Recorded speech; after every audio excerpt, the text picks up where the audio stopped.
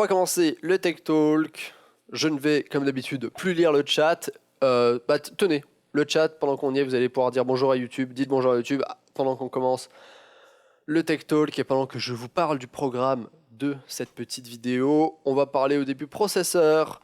Ensuite, on va parler de cartes graphiques, essentiellement de leur prix. Puis, d'une potentielle nouvelle GTX 1060 qui va sortir. On en parlera également un petit peu. Pourquoi, comment, qu'est-ce que Nvidia fout, pourquoi ils sortent une 1060 maintenant. On va parler de la nouvelle génération des cartes graphiques Nvidia qui va sortir très prochainement. On va parler d'une carte de chez AMD qui sera certainement montrée au Computex. Et ensuite, on va parler d'Intel et de leur très potentiel GPU qui est en chemin et qui commence à se montrer un petit peu. Et enfin, on parlera de Google Duplex. Voilà. Donc maintenant que vous avez tous dit bonjour à la VOD et à tous ceux qui regardent sur YouTube, on va pouvoir commencer le Tech Talk. Je pense pas que ça va durer extrêmement longtemps, je pense qu'on en a pour un petit 30 minutes. Et on va commencer tout de suite par le premier aperçu du premier CPU en 10 mm. 10 mm, ça ferait beaucoup. 10 nanomètres de chez Intel. Et donc la gamme Cannon Lake. Et il s'agit d'un i3 dans un PC portable de chez Lenovo. Donc on le savait que ça arrivait, que Intel allait commencer à déployer des processeurs en 10 nanomètres sur certains PC portables, notamment chez Dell et chez Lenovo. Et là, apparemment, c'est sur un site chinois qu'il a été listé et que je pense qu'il est déjà presque en vente. Donc c'est le i3 8121U Dual Core qui a 2.2 GHz de base avec une vitesse en turbo à 3.1. Un truc tout à fait standard. C'est un processeur labellé U, donc c'est un processeur basse consommation pour ceux qui ne connaîtraient pas les labels de chez Intel. Le U, c'est pour la basse consommation. Et c'est officiellement le premier processeur Cannon Lake gravé en 10 nanomètres de chez Intel qui voit le jour. On a également pu voir deux PC de chez Intel, les NUC de chez Intel, qui avaient également les mêmes CPU Cannon Lake. Et du coup, voilà, on les attendait pour fin 2017, début 2018, ces processeurs. Ils arrivent tout doucement. Ils commencent à arriver notamment sur les trucs basse consommation, comme on le voit sur ce PC Lenovo. Le 10 nanomètres va d'abord se diriger vers tout ce qui est mobilité. Donc basse consommation, les PC portables, ultrabook, netbook, les tout petits PC, etc. Donc les NUC. Et ensuite, certainement, on verra des processeurs Cannon Lake en 10 nanomètres arriver pour les versions desktop pour les PC de bureau. Je ne sais pas exactement quand ce sera. Certainement fin 2018, pas avant fin 2018, je pense. Ça, c'est des spéculations. Mais une fois qu'ils auront sorti une bonne petite gamme sur des PC portables de CPU Cannon Lake, peut-être qu'ils penseront à sortir des processeurs pour PC de bureau plus standard, des i5 et des i7, et également des i3 un petit peu plus puissants. Mais bon, Cannon Lake, techniquement, je pense que c'est juste du Coffee Lake gravé en 10 nanomètres. Il n'y a pas de gros changements au niveau de l'architecture, c'est juste que c'est gravé en 10 nanomètres. Voilà. Bon. Ensuite, je disais qu'on allait parler d'EVGA. EVGA qui fait un bon pas dans la bonne direction, qui fait plutôt un pas dans la bonne direction. EVGA a fait des cartes mères depuis pas très longtemps, je pense. Ça fait 2 ans qu'ils font des cartes mères. Qui sont disponibles essentiellement sur le marché nord-américain. Je suis désolé, je ne sais pas si on les trouve sur le marché français et européen, mais je sais qu'on peut les trouver ici en Amérique du Nord, au Canada et aux États-Unis. Donc c'est sûr, c'est pas forcément une news qui vous touche directement vous en France, mais si EVGA commence à faire ça, les autres constructeurs vont certainement aussi bouger vers cette méthode. Donc en gros, ce qui se passe, c'est que EVGA, plutôt que de fournir un CD avec des drivers pour les cartes mères, ils fournissent une clé USB. Voilà, avec les pilotes. Ce qui est clairement beaucoup plus pratique parce que, je vous le dis, de moins en moins de personnes utilisent les CD et les DVD, de moins en moins de personnes ont de lecteurs CD et de lecteurs DVD sur leur PC fixe ou même sur les PC portables. Moi là, ça fait genre 7 ans que je mets pas de lecteur DVD sur mes PC fixes parce que je trouve que ça sert à rien. Le truc c'est qu'après, je dois toujours aller sur internet avec un autre PC, genre un PC portable, pour télécharger les drivers de ma carte graphique et de ma carte mère, puis je les mets sur une clé USB, puis quand je monte mon PC et qu'après avoir installé Windows, ben, je branche cette clé USB. Mais du coup, c'est moi qui ai fourni la clé USB, puis j'étais obligé d'aller chercher les drivers sur Internet. Là, du coup, EVGA fournit directement une clé USB de 8 Go avec les drivers dessus, en même temps que leur carte mère, et du coup, tu peux juste utiliser cette clé-là pour installer tes drivers. C'est quand même un gros bon plan. Je pense que Asus et Messi vont potentiellement suivre la tendance, puis faire comme EVGA, parce que les CD, qu'on se dise, quoi, ça a pas vraiment de bon sens, quoi. Genre, utiliser encore des DVD aujourd'hui pour mettre des drivers, c'est un peu trop has-been, c'est un peu trop rétro, quoi. Voilà.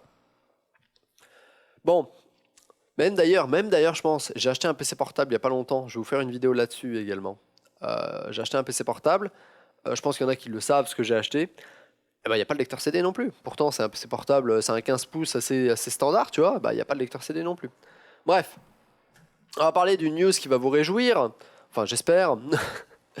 Qui est le prix des cartes graphiques. Alors, le prix des cartes graphiques, on avait vu il y a peut-être 4-5 semaines, je ne sais plus exactement, mais lors d'un Tech Talk précédent, on avait vu qu'aux États-Unis, le prix avait fortement baissé en mars 2018, que certaines des cartes avaient perdu, on va dire, leur prix était descendu d'environ 200-300 dollars, notamment les 1080 Ti et puis les RX Vega. Et on s'attendait à ce que la tendance également, la tendance nord-américaine de cette baisse de prix, se retrouve un peu sur le marché européen, genre un peu plus tard. Et effectivement, c'est le cas. Les prix commencent à descendre sur les cartes graphiques pour plusieurs raisons, notamment les mêmes raisons en fait qui ont fait que les prix sont descendus aux États-Unis. C'est qu'il y a de plus en plus de matériel spécialisé qui sort pour miner de la crypto-monnaie. C'est-à-dire qu'avant, tout le monde utilisait des cartes graphiques pour miner de la crypto-monnaie, que ce soit Bitcoin, Ethereum, je ne sais plus les noms des autres, parce que Silvercoin, enfin bref, il y en a plein, il y en a tellement. Bref, tout le monde utilisait des cartes graphiques parce que c'était les trucs les plus puissants et les plus efficaces, mais depuis environ fin 2017, il y a des espèces de mineurs, des machines qui sont des machines de minage qui sont sorties, qui s'appellent des ASCII mineurs, qui se basent non pas sur des cartes graphiques mais sur d'autres technologies, et c'est des espèces de boîtiers en fait. Vous pouvez chercher ASCII mineurs, et c'est bien plus puissant que les cartes graphiques. Ça coûte bien moins cher, c'est pas plus puissant que les cartes graphiques, mais ça coûte surtout bien moins cher, donc c'est bien plus rentable d'investir là-dedans que d'investir dans des cartes graphiques. Ce qui fait que maintenant, il y a beaucoup de gens qui veulent miner la crypto-monnaie, qui investissent dans ces nouveaux appareils, qui sont des appareils spécialisés pour miner, plutôt que d'investir dans les cartes graphiques, ce qui fait que les prix de cartes graphiques chutent. Avant, c'était limité au Bitcoin. Ces appareils n'étaient capables que de miner du Bitcoin, mais maintenant, de plus en plus, il y en a pour quasiment toutes les crypto-monnaies. C'est-à-dire que vous avez des ASCII pour miner de l'Ethereum, pour miner du Hashcoin, pour miner n'importe quoi. Et donc, du coup, le marché des cartes graphiques, le prix commence à descendre, et c'est une excellente chose. Et du coup, en mai, le prix était, par exemple, le prix le plus bas, et même le prix le plus bas de certaines cartes graphiques était inférieur à celui le plus bas. J'arrive pas à parler. Le tarif le plus bas de certaines cartes graphiques en mai était inférieur à celui en avril. Pas de beaucoup, sur certains modèles certainement, enfin seulement, mais les prix diminuent. Et surtout, ce qu'on voit, c'est qu'on commence à se rapprocher des MSRP, donc du prix initial de la carte. C'est-à-dire que, par exemple, la 1070 qui était à 500 € à l'origine, en avril, au maximum, on l'a trouvée encore à 700 €, mais au minimum, on pouvait la trouver à 450, ce qui est quand même pas dégueu.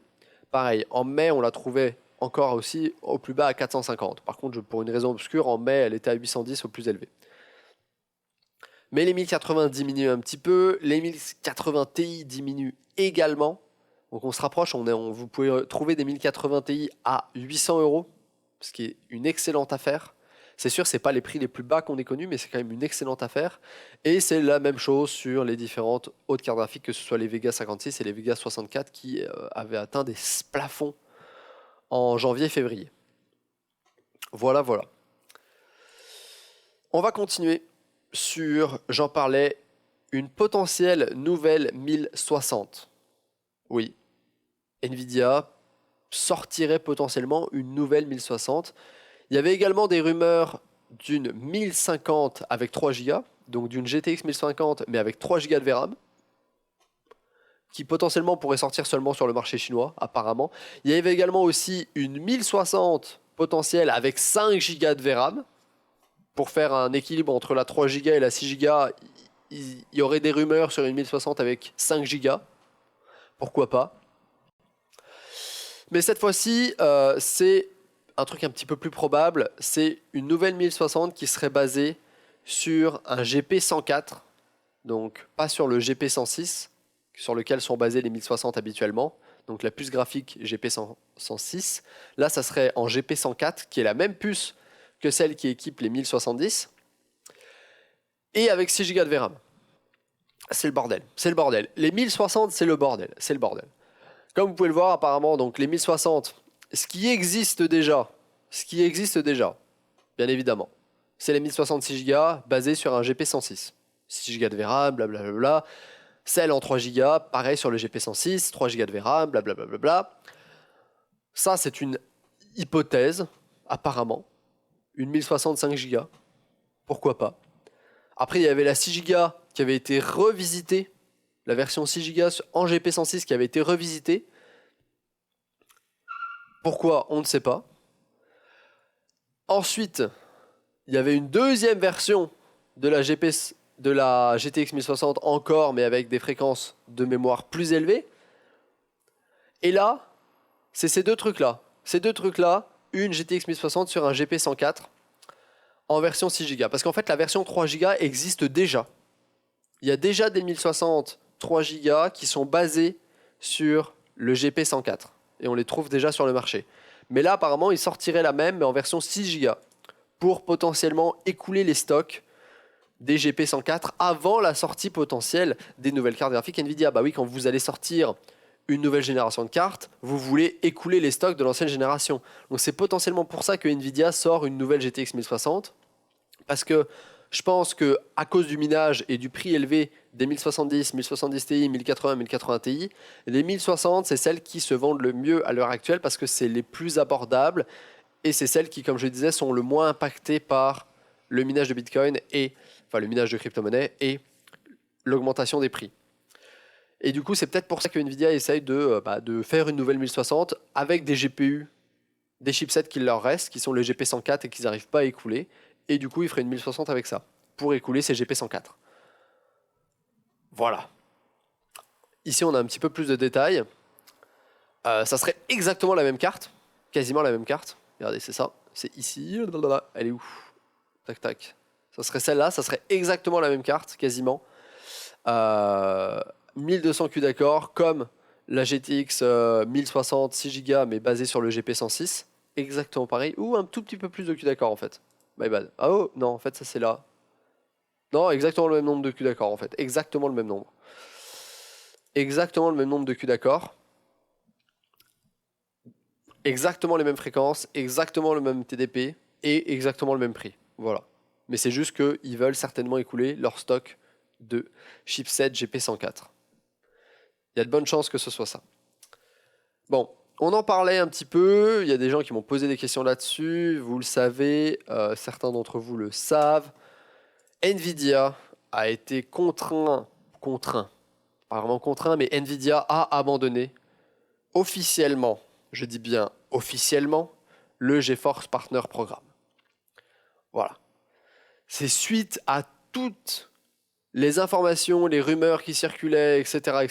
Nvidia a dit « Oh, il y a beaucoup de choses, je vais vous traduire cette petite phrase, il y a beaucoup de choses qui ont été dites récemment sur notre GeForce Partner Programme. Les rumeurs, les conjections et également les mistruths, on pourrait dire ça comme les... pas des mensonges, mais genre les vérités non exactes, on va dire, vont bien au-delà de son intérêt et puis de sa portée initiale. Et plutôt que de se battre contre de la désinformation et de la fausse information, on a décidé d'arrêter le programme. En gros, ils trouvaient que tout le monde racontait n'importe quoi et qu'il y avait trop de fausses informations qui circulaient par rapport au GPP, que c'est pas du tout ça ce qu'ils voulaient faire, etc., que c'était pas censé être anti-compétitif, blablabla. Du coup, ils se sont dit, plutôt que de se battre contre ça, on arrête le programme et on le cancelle. En gros, voilà. Bon, ils essayent de se défendre comme ils peuvent, mais à mon avis, il n'y avait pas vraiment de grosses désinformations dans ce qu'ils disaient. C'était plutôt accurate.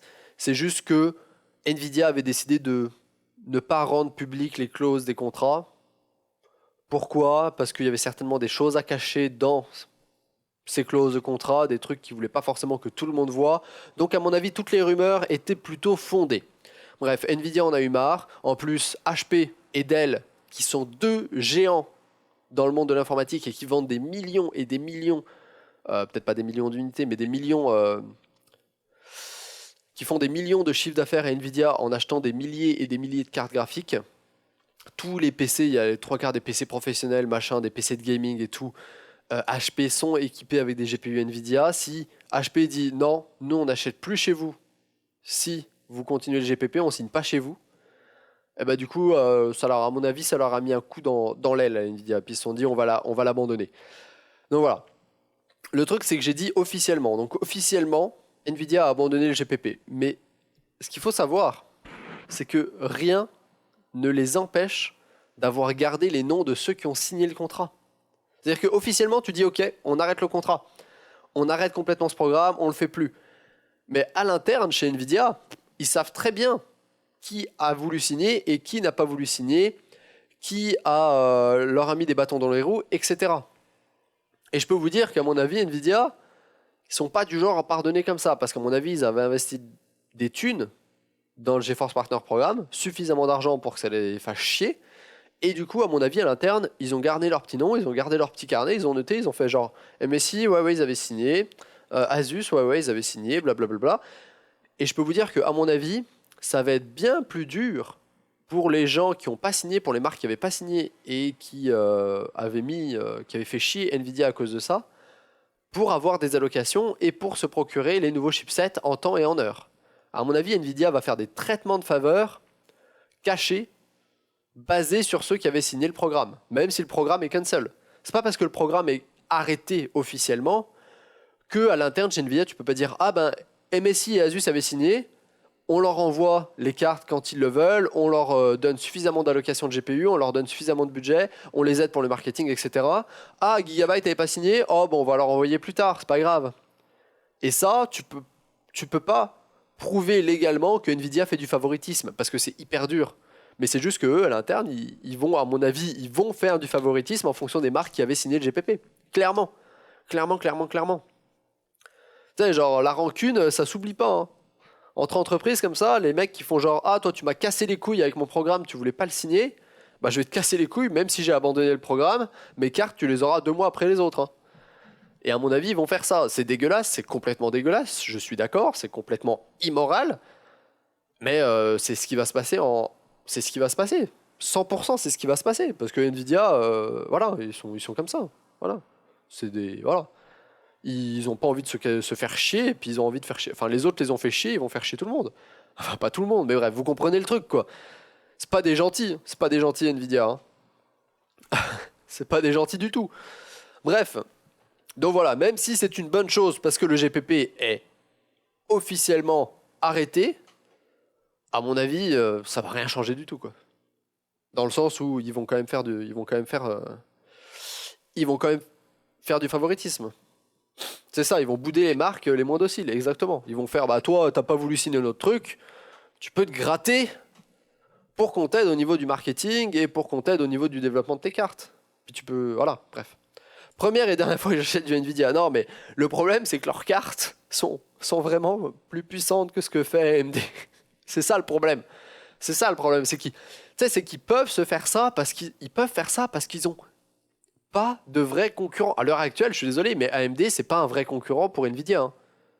Nvidia est genre... je pense qu'ils s'en tartinent la mouille, hein, de ce que fait AMD au niveau carte graphique, hein. Vraiment. Et moi, ça me fait de la peine.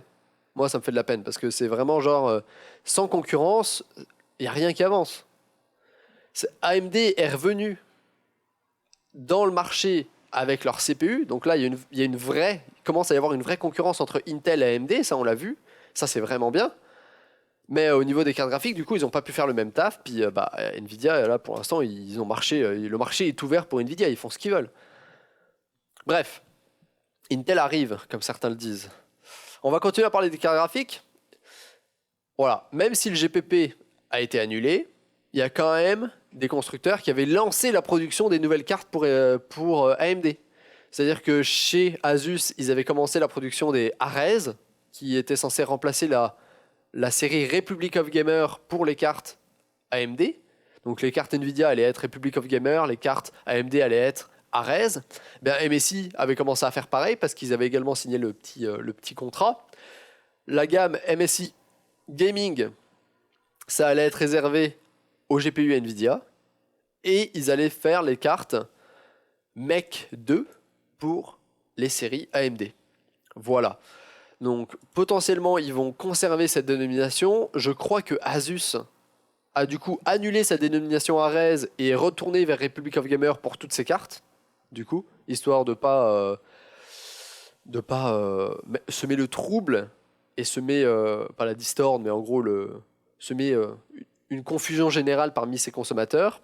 Je crois que chez Asus, tout va retourner sur la série Republic of Gamer, mais c'est possible que MSI garde deux séries distinctes, qui soient les MSI Gaming, etc. X et les séries Mech 2 pour les cartes Radeon. Voilà. Donc apparemment c'est sorti, puis les Mech 2 ça concerne seulement les RX 580 et RX 570. Voilà. Ah non, la disponibilité ça serait courant juillet.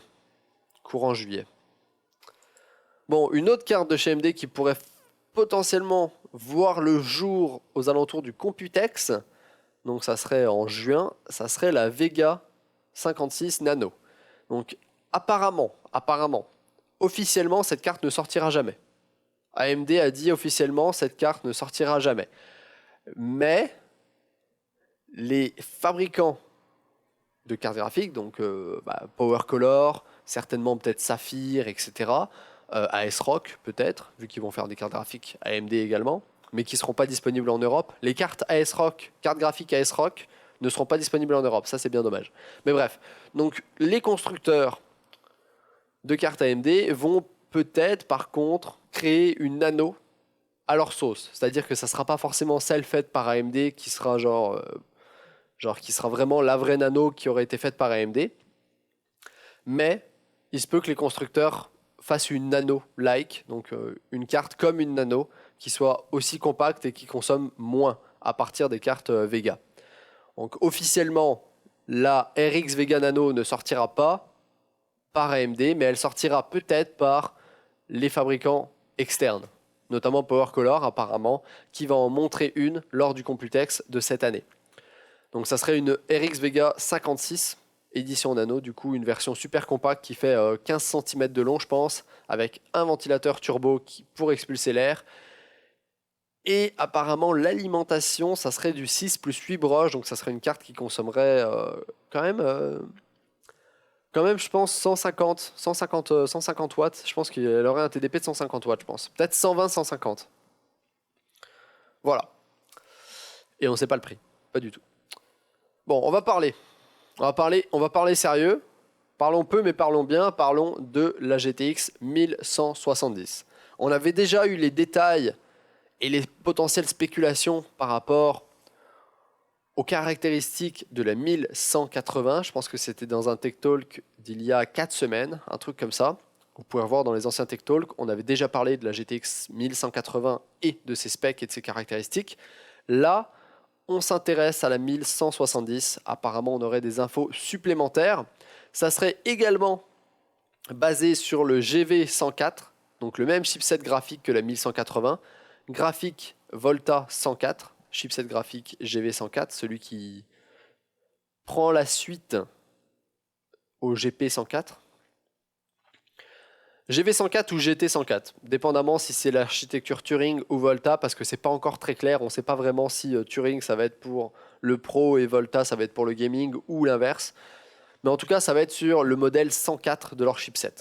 Sachant qu'ensuite je pense que c'est le 102 qui est pour les cartes TI et les cartes Titan.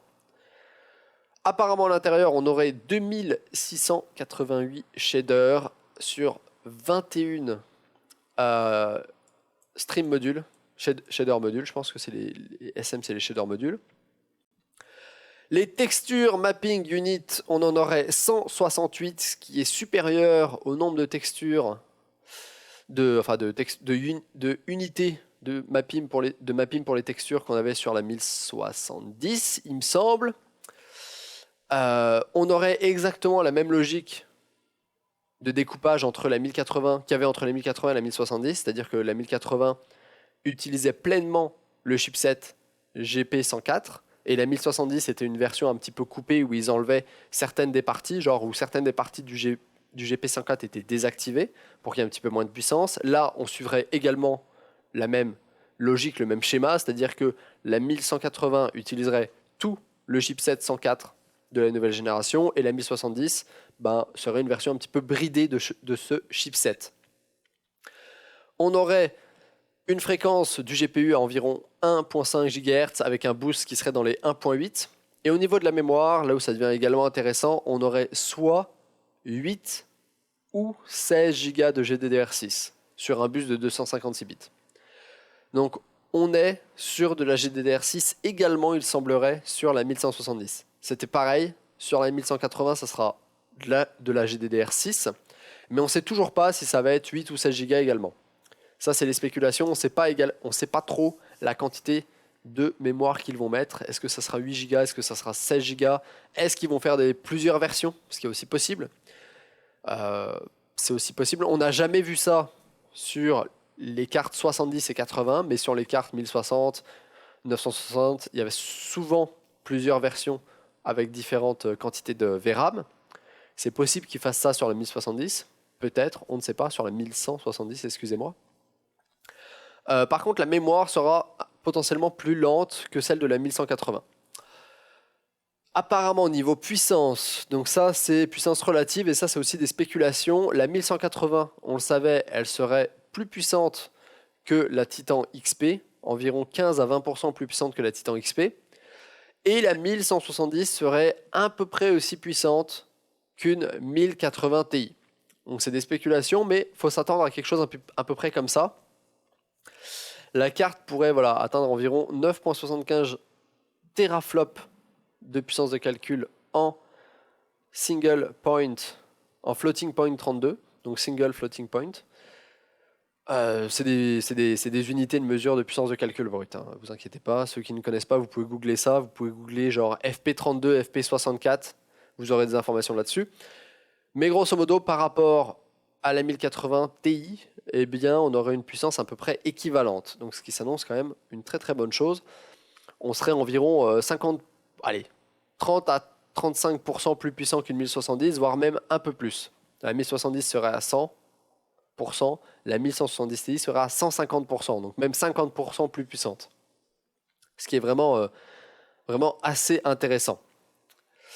Ensuite, au niveau du prix, le prix on ne le sait pas du tout, mais apparemment, il faudrait s'attendre à un prix autour des $500.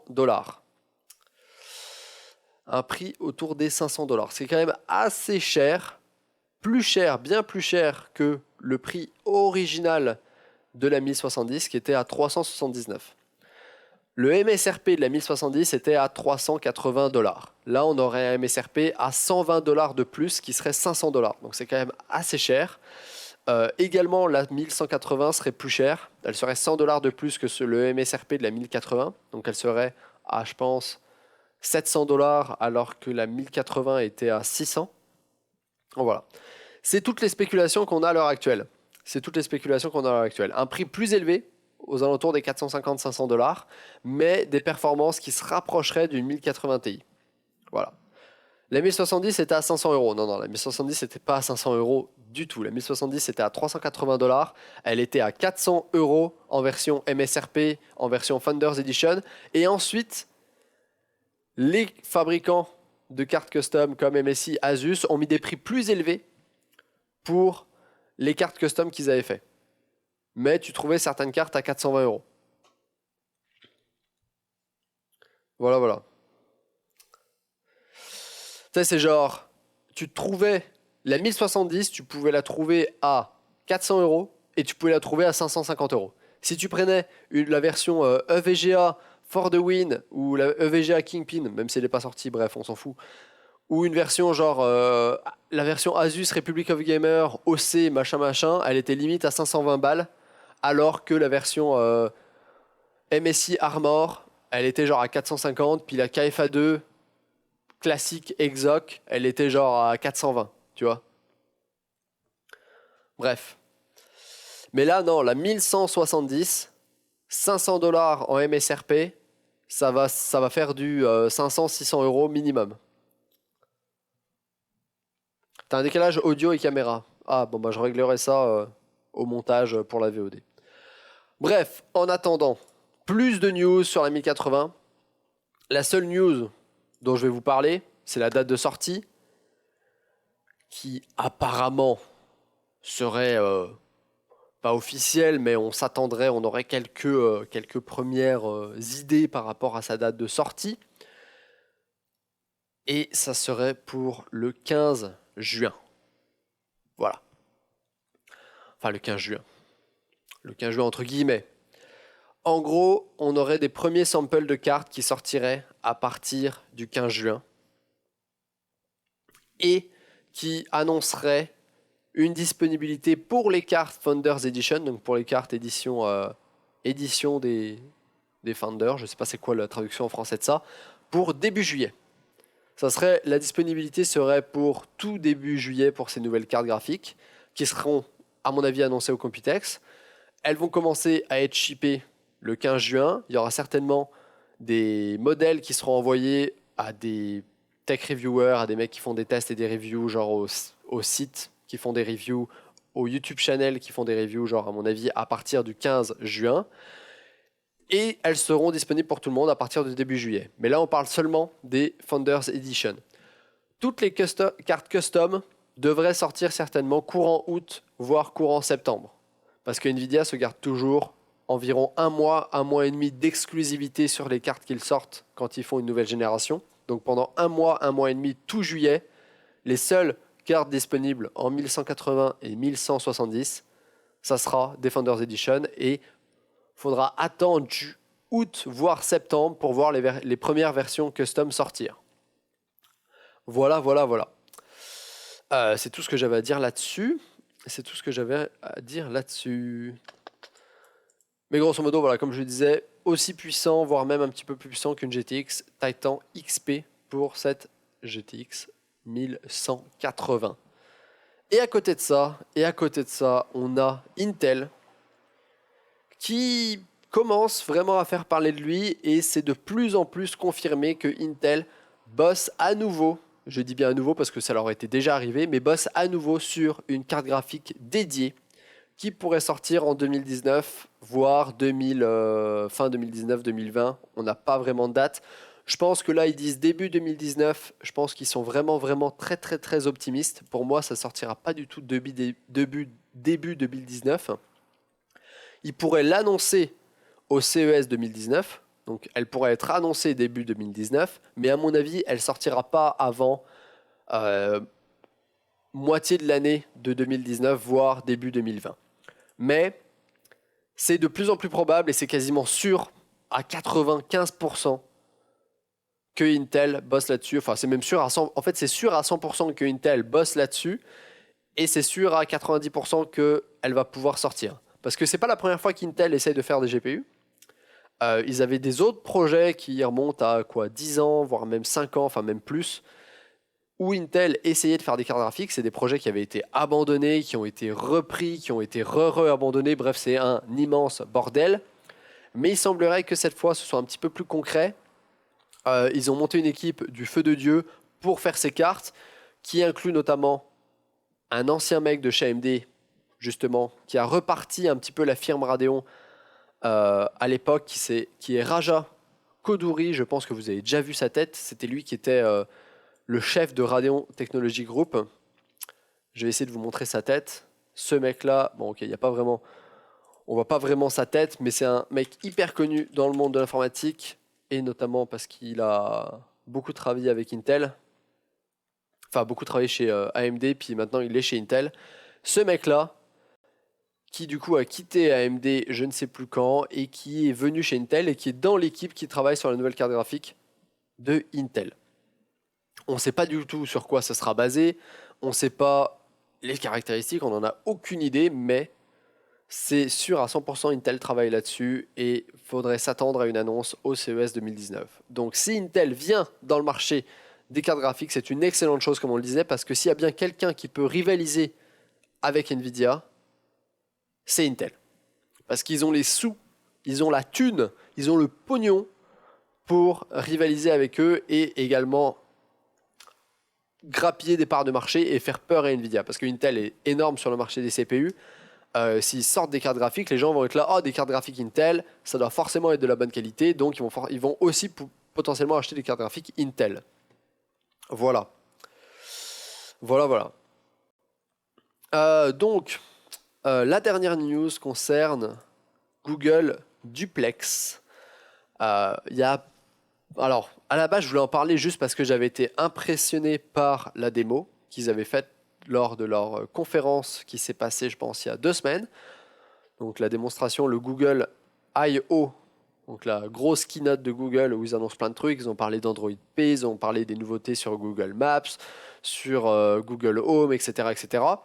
Mais ils ont également montré leur nouvel assistant vocal qui s'appelle Google Plex, qui est grosso modo une intelligence artificielle qui permettait de passer des appels pour vous. C'est-à-dire que par exemple, c'était la version améliorée de Google Assistant qui permettait justement à Google d'appeler quelqu'un pour vous, pour par exemple réserver une table dans un restaurant, euh, prendre des informations par rapport à un musée ou n'importe quoi, plein de trucs comme ça quoi.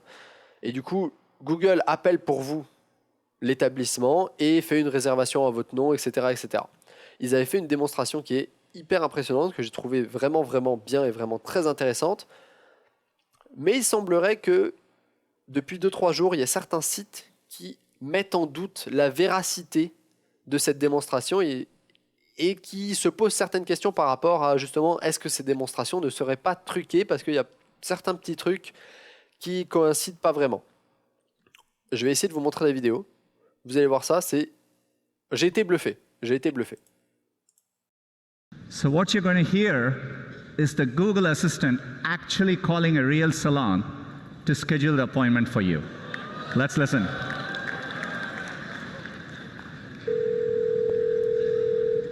So how can I help you? Hi, I'm calling to book a women's haircut for a client. I'm looking for something on May 3rd. Sure, give me 1 second.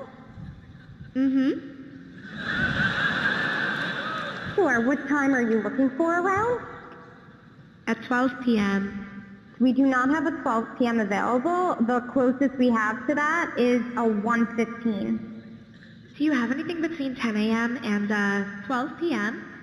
Depending on what service she would like. What service is she looking for? Just a woman's haircut for now. Okay, we have a 10 o'clock. 10 a.m. is fine. Okay, what's her first name? The first name is Lisa.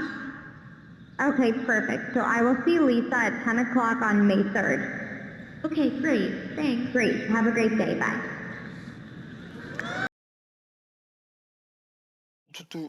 Voilà. Donc ça, c'était l'appel. Et en gros, c'était censé être une intelligence artificielle donc, qui s'appelle Google Duplex, qui passe un coup de fil à un salon de coiffure pour réserver une coupe de cheveux pour la personne qui lui a demandé, donc entre 10h et midi.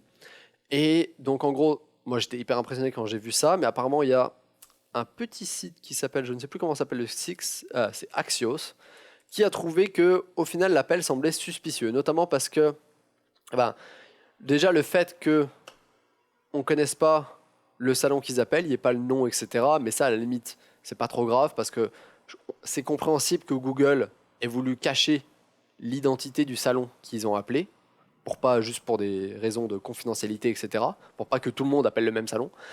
Mais ensuite, généralement, quand tu appelles un salon de coiffure ou n'importe quoi, la personne, quand elle décroche, elle dit son nom et elle dit le nom de son établissement. C'est-à-dire que tu appelles n'importe quel salon de coiffure, le mec décroche, va dire oui, tel salon, et son nom. Et c'était très bizarre que dans cette conversation, justement, on n'entende pas ça. Encore une fois, il y a également 2-3 autres trucs qui semblent un petit peu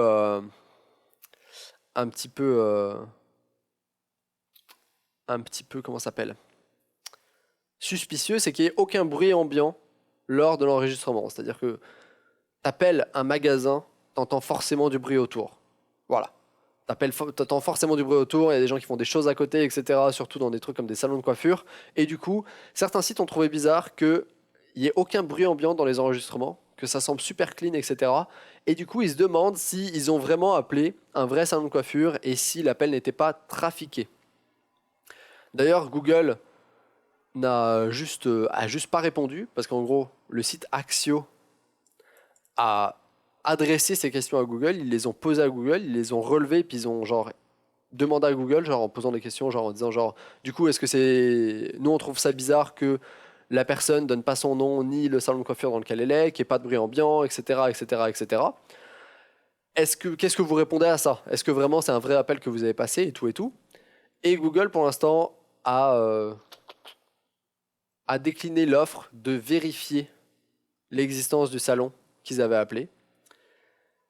Et le porte-parole apparemment n'a pas voulu commenter quant au fait lorsque le site a demandé si les enregistrements avaient été modifiés ou pas. Ils ont dit qu'ils reviendraient avec des réponses. Mais on ne sait pas quand est-ce qu'ils vont revenir. En gros, pour l'instant, ils ont juste dit genre, on vous dit pas si on a modifié les enregistrements, on vous dit pas qui on a appelé, quand on l'a appelé, etc. On dément tout, mais on vous reviendra avec des réponses plus tard. À mon avis, ils ont modifié l'enregistrement pour cacher certains trucs, potentiellement. Peut-être que la conversation était peut-être un petit peu plus longue que ça, peut-être qu'il y avait des trucs où l'assistant n'a pas compris ce que la personne a dit, ils l'ont fait répéter, puis ils ont enlevé ces bouts-là, on ne sait pas du tout. C'est peut-être possible qu'ils aient un petit peu modifié la conversation, mais moi je trouve quand même ça impressionnant qu'une IA, une intelligence artificielle, ait réussi à appeler quelqu'un et à ce que ce soit potentiellement crédible. On s'est décliné littéralement. Non mais décliner l'offre ou ignorer, c'est totalement différent. Oui, non, ils ont décliné le fait que... ils ont décliné le site à Google pour demander les noms des business appelés afin de vérifier leur existence. Donc en gros, le site a demandé à Google, est-ce que vous pouvez nous donner le nom des business que vous avez appelés? Comme ça, on peut vérifier si ils existent. Et Google a dit, non, on décline votre offre, on ne veut pas vous donner le nom des business qu'on a appelés. Voilà. Le temps que Google trouve une magouille à raconter. Je ne sais pas s'ils vont trouver une magouille ou pas. Je sais pas. Ça se trouve, en fait, leur système était peut-être pas tout à fait prêt, mais ils ont quand même voulu faire une démo qui soit impressionnante et crédible. Du coup, ils ont peut-être modifié l'enregistrement un petit peu pour que ça paraisse mieux que ce n'est à l'heure actuelle. Mais c'est peut-être aussi pour ça que leur système sort pas maintenant, parce qu'il n'est pas encore prêt à 100%. Bref. On verra ce que ça donne dans le futur. Je pense qu'il y aura d'autres news qui vont parler de ça. Et voilà, c'est la fin de ce Tech Talk. Voilà, j'espère que ça vous aura plu. C'était tout pour les news. N'hésitez pas à liker si vous avez liké, disliker si vous avez disliké. Laissez vos questions, remarques en commentaire pour ceux qui regardent en VOD. Et sur ce, comme d'habitude, moi je vous dis à ciao, bonsoir.